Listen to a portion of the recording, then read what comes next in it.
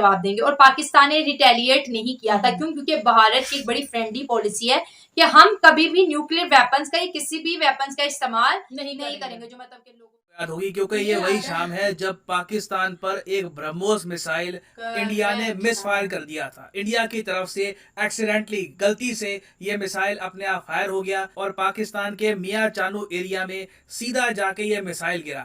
Thankfully इस missile पर कोई वॉरहेड था नहीं, मगर फिर भी कुछ प्रॉपर्टी का लॉस हुआ पाकिस्तान में। मगर सबसे ज्यादा मैं कहूंगा थैंकफुल बात यह है कि किसी इनोसेंट आदमी की जान नहीं गई। और एक इंटरेस्टिंग बात वैसे मैं आपको ये बताऊं, मियां चानू पाकिस्तान का वही एरिया है जहां से अरशद नदीम आते हैं। आपको याद होगा जैवलिन थ्रो में इन्होंने कम्पीट किया था नीरज चोपड़ा के अगेंस्ट। तो मियां चानू देखिए पाकिस्तान का काफी न्यूज में रहता है फॉर वेरियस रीजंस, मगर इंडिया ने फाइनली यहाँ पर ये डिसाइड किया है कि जो इंडियन एयरफोर्स के ऑफिसर्स ड्यूटी पे थे जब ये इंडिया का ब्रह्मोस मिसाइल मिसफायर कर गया, गलती से पाकिस्तान को जाके लगा, इन लोगों को फायर कर दिया जाएगा। सस्पेंड नहीं कर रहे हम, कि सस्पेंड तो होता है कि कुछ महीनों के लिए आप नौकरी पे नहीं आओगे फिर वापस नौकरी पे आ सकते हो।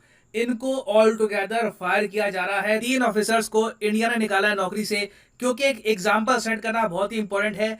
हम लोग एज ए कंट्री बिल्कुल नहीं चाहेंगे कि ऐसा कोई इंसिडेंट फिर से हो जाए। तो इस वीडियो में हम डिस्कस करेंगे कि रिसेंटली इंडिया ने क्या चेंजेस किए हैं ब्रह्मोस मिसाइल की मेंटेनेंस को लेकर, इसके स्टैंडर्ड ऑपरेटिंग प्रोसीजर्स को लेकर। और कल को अगर मान लीजिए हाइपोथेटिकली स्पीकिंग अगर मान के हम चले पाकिस्तान से भी कोई गलती से मिसाइल अगर इंडिया की तरफ बढ़ता तो उस केस में इंडिया का रिस्पांस क्या होना चाहिए, ये भी हम जानेंगे इस वीडियो में। So a lot to know, a lot to discuss as always, but before we begin, आगे बढ़ने से पहले आपसे क्वेश्चन पूछूंगा। क्वेश्चन ये है कि इनमें से वो कौन सा एयरपोर्ट है जिसका नाम रिसेंटली चेंज करके शहीद भगत सिंह एयरपोर्ट कर दिया गया है अगस्त 2022 में? Rajiv Gandhi airport, Chennai international airport, Chandigarh international airport या फिर Lucknow international airport? Comment section में सब लोग करो आंसर। सही आंसर मैं आपको दूंगा वीडियो के अंत में। नाउ फर्स्ट ऑफ ऑल यहाँ पे मुझे एक बात एडमिट करनी पड़ेगी, ब्रह्मोस मिसाइल जो हमने गलती से पाकिस्तान पे दे मारा ये एक एक्सीडेंट था, नो डाउट अबाउट इट। हमने इंटेंशनली ये नहीं किया, मगर आप कह लो इनडायरेक्ट तरीके से इसका फायदा हमको बहुत हुआ है, ये हम इस बात से डिनाई नहीं कर सकते। जब से ब्रह्मोस मिसाइल ने हिट किया ना पाकिस्तान को, और देखो पाकिस्तान के लिए एम्बैरेसिंग बात यहाँ पर ये थी इनका मिसाइल डिफेंस सिस्टम धरा का धरा रह गया। आप सोच कर देखिए इस ब्रह्मोस मिसाइल में न्यूक्लियर वॉरहेड होता ना अगर, पाकिस्तान का मैसिव लॉस हो जाता। और ये लोग इस मिसाइल को रोक भी नहीं पाए कई मिनट्स तक, तो इन लोगों ने डिटेक्ट भी नहीं किया कि ये मिसाइल कहां जा रहा है, कहां लगा है। There was complete confusion. तो ब्रह्मोस की ये परफॉर्मेंस देखकर कई कंट्रीज हैं ये काफी इंटरेस्टेड हो गए हैं ब्रह्मोस मिसाइल में। हमने रिसेंटली देखा है कि Brazil, Chile, Argentina, even South Africa, Egypt, ये सब कंट्रीज बहुत ज्यादा इंटरेस्टेड है आज के समय ब्रह्मोस मिसाइल में। हाँ, मैं ये कहूंगा कि जो हमने फिलीपींस को रिसेंटली ब्रह्मोस मिसाइल बेचा है $375 मिलियन में, ये पाकिस्तान के इंसिडेंट से पहले हुआ था। ये डील उससे पहले ही फाइनल हो गई थी। फिलीपींस इंडिया का ब्रह्मोस परचेज कर रहा है, तब तक इंटरेस्ट खास था नहीं।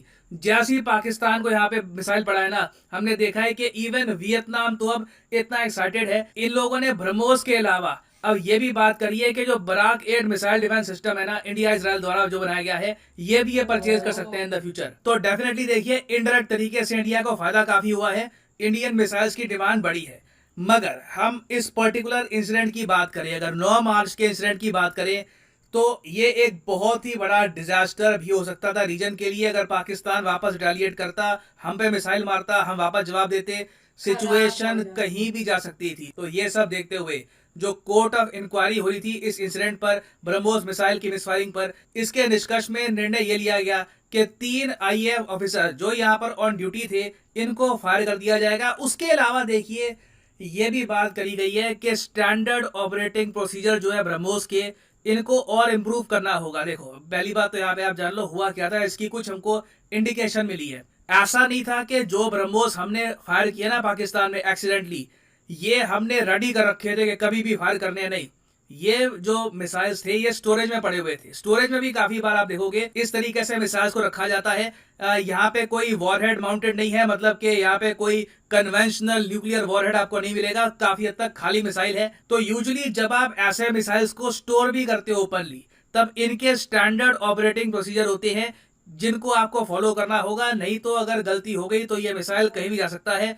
तो अनफॉर्चुनेटली मैं कहूंगा इंडियन एयरफोर्स ने ये कहा है 1 इन ए मिलियन एरर हुआ है। ये 10 लाख इंसिडेंट्स में से एक गलती होती है तो जाकर कुछ ऐसा हुआ है। मगर जो ऑफिसर्स यहाँ पर ऑन ड्यूटी थे उनकी जिम्मेदारी बनती है कि इंश्योर करे कि जो स्टैंडर्ड ऑपरेटिंग प्रोसीजर्स है, स्टैंडर्ड ऑपरेटिंग प्रोसीजर्स एक तरीके से गाइडलाइंस होती हैं कि इन मिसाइल्स को कैसे ऑपरेट करना है, इनकी सेफ्टी कैसे इंश्योर करनी है। यहाँ पर थोड़ी सी चूक हुई है और इसलिए इंडियन एयरफोर्स ने रिसेंटली अपने सारे स्टैंडर्ड ऑपरेटिंग प्रोसीजर्स, सारे मिसाइल्स के, ना सिर्फ ब्रह्मोस के, अग्नि मिसाइल्स के, इवन पृथ्वी मिसाइल्स के, सारे मिसाइल स्टोरेज के जो स्टैंडर्ड ऑपरेटिंग प्रोसीजर्स हैं ये बिल्कुल चेंज कर दिए हैं। क्योंकि इस बात से हम डिनाई नहीं कर सकते कि अगर ये मिसाइल मान लो पाकिस्तान के किसी मिलिट्री बेस पे जा गिरता, जो हो सकता था क्योंकि मिलिट्री बेस के काफी पास ही जाके गिरा है, तो अगर पाकिस्तान के मिलिट्री बेस को लॉस होता, इनके सैनिक वहां पे मारे जाते, तो हो सकता था कि पाकिस्तान रिटेलिएट करता। अब यहाँ पे आप यही पूछोगे कि अगर मान लो कल को पाकिस्तान का जी बाबर मिसाइल है और भी इनके बहुत सारे मिसाइल्स हैं,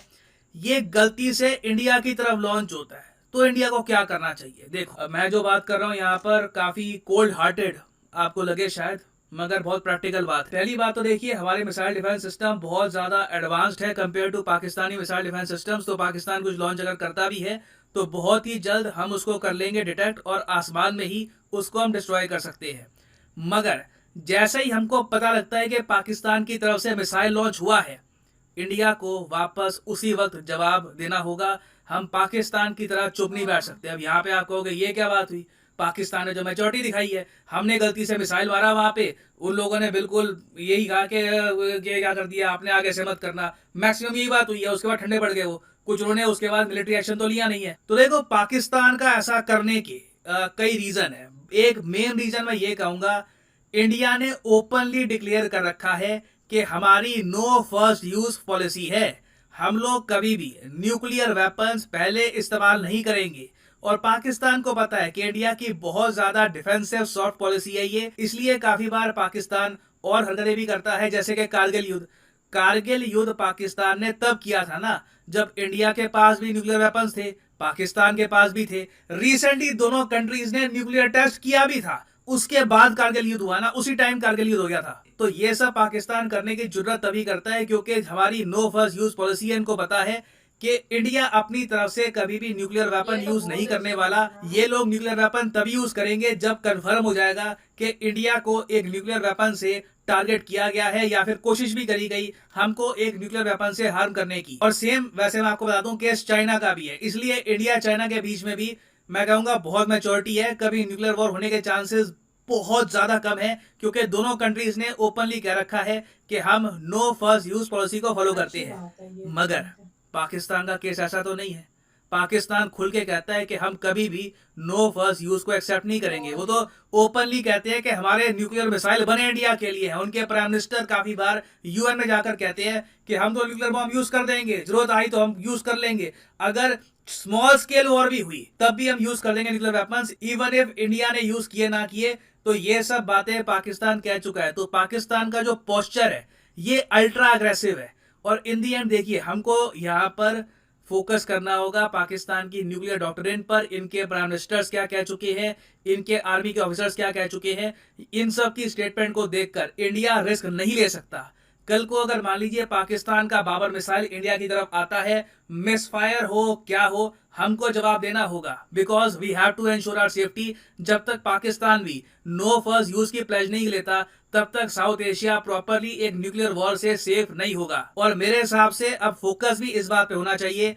इंडिया ने देखो बहुत ज्यादा प्रॉपरली एक्शन लिया यहाँ पर, ठीक है, पहले ही कह दिया कि ये एक मिस्टेक थी, जो ऑफिसर्स यहाँ पे और ड्यूटी थे उनको नौकरी से निकाल दिया। अब आई थिंक इस इंसिडेंट को देखकर पाकिस्तान को बात करनी चाहिए इंडिया के साथ और दोनों कंट्रीज को मिलकर एक no first use pact sign करना चाहिए, जिससे इंश्योर हो जाएगा कि एटलीस्ट साउथ एशिया में कभी न्यूक्लियर बॉम्ब्स की तबाही नहीं होगी। This is very important. घूम फिर के चाहे ये देश अलग हो गए हो, पाकिस्तान, बांग्लादेश, इंडिया, हम सब एक एंशिएंट सिविलाइजेशन का पार्ट हैं। इससे बड़ी कोई ट्रेजेडी नहीं होगी कि अंग्रेजों ने हम पे कई सेंचुरीज तक हुकूमत करी, उसके बाद जैसे ही हो गए हमने एक दूसरे को डिस्ट्रॉय कर लिया। तो बहुत ही इंपॉर्टेंट है इस पूरे इंसिडेंट से एक सीख लेना कि no first use is very important for South Asia. ना वापस आते हैं अपने क्वेश्चन की तरफ कि शहीद भगत सिंह एयरपोर्ट रिसेंटली किस एयरपोर्ट का नाम रख दिया गया है? तो सही उत्तर यहाँ पे है ऑप्शन सी, चंडीगढ़ एयरपोर्ट। यहाँ पर आप देख पाओगे, इस पे आपको आर्टिकल भी दिखेगा कि पंजाब हरियाणा की जो सरकारें हैं इन्होंने आपस में इस बात पर एग्रीमेंट कर लिया है कि बिल्कुल चंडीगढ़ एयरपोर्ट का नाम चेंज करके शहीद भगत सिंह एयरपोर्ट किया जाएगा। जवाब देंगे। और पाकिस्तान ने रिटेलिएट नहीं किया था, क्यों? क्योंकि भारत की एक बड़ी फ्रेंडली पॉलिसी है कि हम कभी भी न्यूक्लियर वेपन्स का या किसी भी वेपन्स का इस्तेमाल नहीं करेंगे जो मतलब के लोगों को नुकसान पहुंचाए, मिसाइल वगैरह etc। गाइज आपको यह मैसअप रिएक्शन का वीडियो कैसा लगा? अपने थॉट को नीचे वीडियो के कमेंट में जरूर बताइएगा। वीडियो पसंद आई हो तो वीडियो को लाइक जरूर कर दीजिएगा। चैनल पे नए हैं तो चैनल को सब्सक्राइब जरूर कर लीजिएगा। तो थैंक यू, मिलते हैं नेक्स्ट वीडियो में।